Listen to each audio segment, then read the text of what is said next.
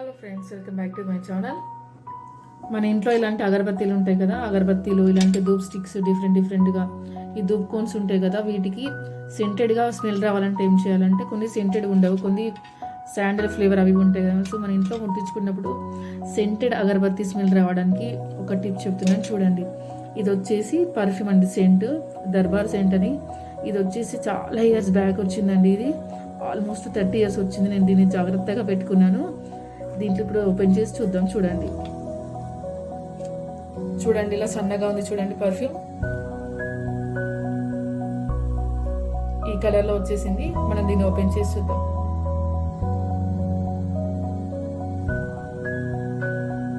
ఇప్పుడు ఈ సెంటెడ్ని దీనిపైన కొంచెం లైట్గా వేయాలి.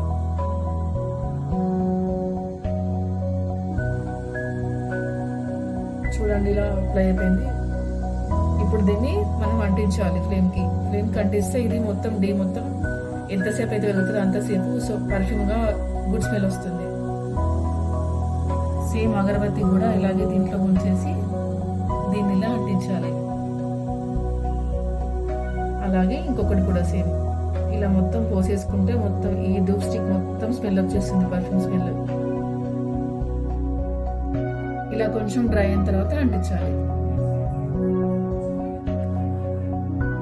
స్మెల్ అయితే చాలా బాగుంది చూడండి. స్మోక్ కూడా వస్తుంది, కనబడుతుందా?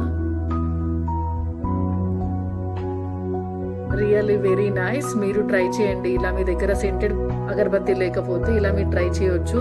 పూజా షాప్లో సెంట్ తీసుకొని మీరు ఇలా డిప్ చేసి ఇలా అంటించండి.